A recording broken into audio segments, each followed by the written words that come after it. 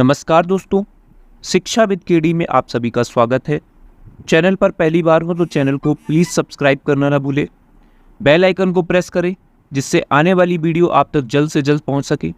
हमारे चैनल के माध्यम से कॉम्पिटिटिव एग्ज़ाम की तैयारी आपको करवाई जाती है। यूपी टेट के 2011 के पेपर सॉल्व करवा दिए गए हैं।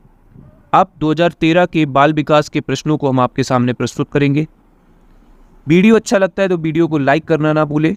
चलते हैं पहले क्वेश्चन की तरफ। संवेग व्यक्ति की उत्तेजित दशा है, यह कथन किसके द्वारा कहा गया है? तो इसका राइट आंसर हो जाएंगे ऑप्शन नंबर बी, वुडवर्थ द्वारा इसको कहा गया है। संवेग व्यक्ति की उत्तेजित दशा कहा गया है। अगले प्रश्न की तरफ बढ़ेंगे। शैक्षिक विकास की मूल्यांकन का क्या अर्थ होता है?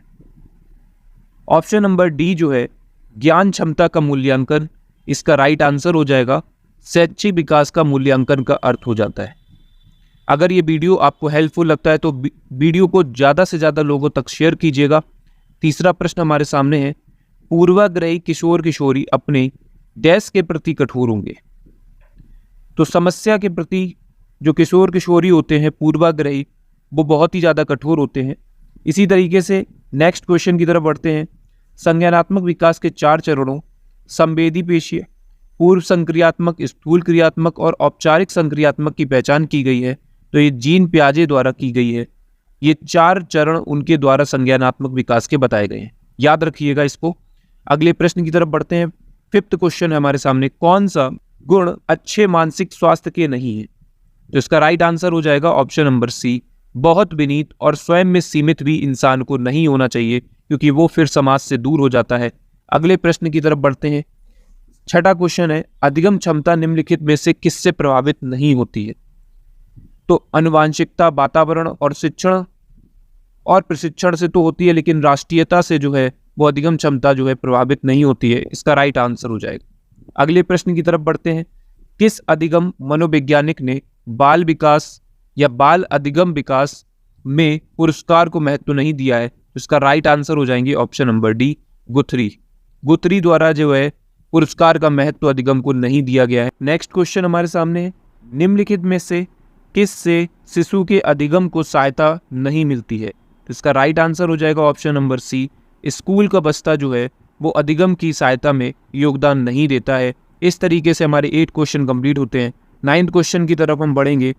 स्वकेंद्रित अवस्था कौन सी होती है? तो बालक की कौन सी अवस्था को कहा जाता है? तो 3 से 6 वर्ष तक की अवस्था जो होती है वो बालक के लिए स्वकेंद्रित अवस्था कहा गया है। इसको ऑप्शन नंबर बी सही आंसर हो जाएगा। अगले प्रश्न की तरफ बढ़ेंगे। 10वां प्रश्न है, माँ बाप के साये से बाहर निकल अपने साथी बालकों की संगत को पसंद करना किससे संबंधित होगा? तो किस अवस्था से संबंधित है? तो ये ऑप्शन नंबर बी जो होगा पूर्व किशोरावस्था से संबंधित हो जाएगा। ऑप्शन नंबर बी सही हो जाएगा। अगला प्रश्न हमारे सामने है, सीखने का प्राथमिक मूलभूत नियम संबंधित किससे होगा? तो इसका सही आंसर हो जाएगा ऑप्शन नंबर डी, तत्परता के नियम से जो है वो सीखने का प्राथमिक मूलभूत नियम जो है संबंध रखता है। अगर ये वीडियो अच्छा लगता है तो वीडियो को लाइक करना ना भूलें, चैनल को सब्सक्राइब कर दें। 12वां प्रश्न हमारे सामने, मानसिक परिपक्वता की ऊंचाइयों को छूने के लिए प्रयत्नरत रहना चाहिए या किससे संबंधित होगा ये? तो ऑप्शन नंबर ए जो है वो किशोरावस्था से संबंधित है ये। अगले प्रश्न की तरफ बढ़ जाते हैं हम। 13 क्वेश्चन है हमारे सामने, सीखने की प्रक्रिया को प्रभावित करने वाले कारक कौन कौन से होते हैं? तो अनुकरण होता है, प्रशंसा एवं निंदा होता है, प्रतियोगिता होता है। तो ये सभी आंसर जो है वो सही है। ऑप्शन नंबर डी हमारा राइट आंसर हो जाएगा। अगले प्रश्न की तरफ हम बढ़ते हैं। बालकों के सीखने में प्रेरणा को किस रूप में उपयोगी माना जाता है? तो इसका राइट आंसर जो है वो ऑप्शन नंबर डी हो जाएगा, उपयुक्त सभी। ये सभी जो है वो प्रेरणा के स्रोत माने गए हैं। अगले क्वेश्चन की तरफ बढ़ जाते हैं। 15 क्वेश्चन हमारे सामने है, कक्षा में विद्यार्थियों को अधिगम के लिए प्रेरित करते हुए किस युक्ति का अनुकरण आप नहीं करते हैं? तो इसका राइट आंसर हो जाएगा ऑप्शन नंबर सी, उनकी अत्यधिक प्रशंसा करना भी जो है बहुत ज़्यादा दिक्कत दे सकता है कभी कभी। तो इस तरीके से ऑप्शन नंबर सी हमारा सही आंसर हो जाएगा। अगला प्रश्न हमारे सामने 16, बुद्धि एवं सृजनात्मकता में किस प्रकार का सहसंबंध पाया जाता है? तो ये जो है वो धनात्मक संबंध होता है बुद्धि और सृजनात्मकता के बीच में। याद रखिएगा ऑप्शन नंबर ए हमारा सही आंसर है। 17 क्वेश्चन है, कक्षा में अनुशासन बनाए रखने के लिए सर्वाधिक प्रभावशाली उपाय क्या होंगे? तो सर्वाधिक उपाय जो है वो क्या हो जाएंगे? शिक्षण को रोचक एवं व्यवहारिक बनाना जो है वो सर्वाधिक प्रभावी उपयोग हो जाएंगे अनुकरण के लिए।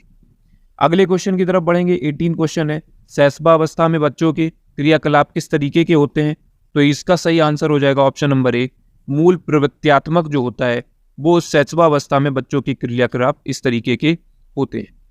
अगले क्वेश्चन की तरफ बढ़ते हैं। 19 क्वेश्चन है हमारे सामने, जिन विद्यालयों में समय की शिक्षा दी जाती है उनके शिक्षकों को किस क्षेत्र विशेष में प्रशिक्षित करना चाहिए? तो ऑप्शन नंबर ए जो है वो हमारा सही आंसर हो जाएगा, विशेष आवश्यकता वाले बच्चों की पहचान और उनका जो है उसी तरीके से शिक्षण करना चाहिए। 20वां प्रश्न हमारे सामने रहेगा, निम्नलिखित में से किस समूह के बच्चों को समायोजन की समस्या होती है? तो इसका right answer option number D में दिख रहा है हमारा, कुशाग्र बुद्धि के बालकों को हमेशा समायोजन की समस्या रह जाती है समूह के बच्चों के साथ।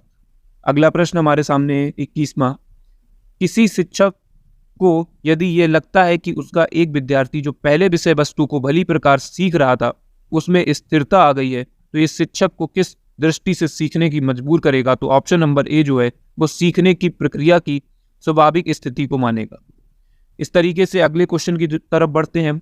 अपनी कक्षा के एक विद्यार्थी की प्रवृत्ति को यदि शिक्षक बदलना चाहता है तो क्या करना चाहेगा इसमें? तो ऑप्शन नंबर जो होगा ऑप्शन नंबर सी हमारा सही आंसर होगा, उसके समूह के सभी सदस्यों की प्रवृत्ति को भी उसको बदलना पड़ेगा, तब जाकर के वो विद्यार्थी के दिमाग को चेंज कर सकता है। अगला प्रश्न हमारे सामने है, विकास का वही संबंध परिपक्वता से है जो उद्दीपन का किससे हो जाएगा? तो इसका सही आंसर हो जाएगा प्रतिक्रिया से। उद्दीपन का जो संबंध प्रतिक्रिया से, उसी तरीके से विकास का संबंध परिपक्वता से। 24वां प्रश्न हमारे सामने है, जीन पियाजे जो हैं मुख्यतः डैश के क्षेत्र में योगदान के लिए जाने जाते हैं? तो इसका सही आंसर हो जाएगा ज्ञानात्मक विकास के क्षेत्र में जीन पियाजे को बहुत ही ज़्यादा योगदानदायक माना गया है।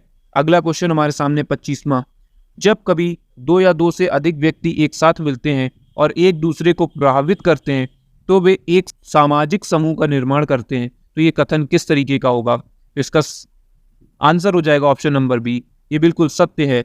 26वां प्रश्न हमारे सामने है, शिक्षण प्रक्रिया में निम्नलिखित में से किसका भली प्रकार ध्यान रखना चाहिए? तो इसका सही आंसर हो जाएगा ऑप्शन नंबर ए, विद्यार्थियों की सक्रिय सहभागिता जो है वो शिक्षण प्रक्रिया में बहुत ही ज़्यादा इस चीज़ पर फोकस करना चाहिए।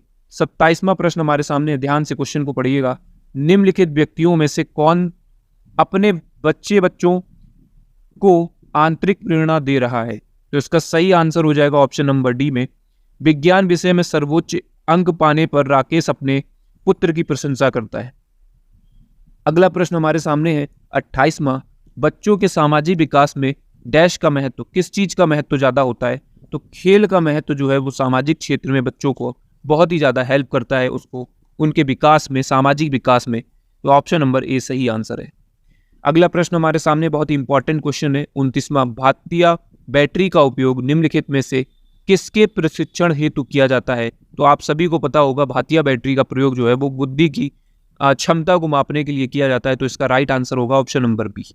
लास्ट प्रश्न को हम देखेंगे, कोलर वर्ग का विकास सिद्धांत निम्नलिखित में से किससे संबंधित होगा? तो इसका राइट आंसर हो जाएगा ऑप्शन नंबर सी, नैतिक विकास से कोलर वर्ग का विकास सिद्धांत जो है वो संबंधित रखता है, तो ऑप्शन नंबर सी हमारा राइट आंसर होगा।